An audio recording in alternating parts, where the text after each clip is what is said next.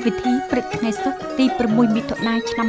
2025ត្រូវនៅថ្ងៃ11កើតខែចេសឆ្នាំម្សាញ់សប្បុរស័កពុទ្ធសករាជ2569រួមមានម៉ោង 5:31 នាទីបទយូកាសម្បូរបែបមុខសញ្ញាចិញ្ចឹមជលផលសម្រាប់ជាមួយទីផ្សារ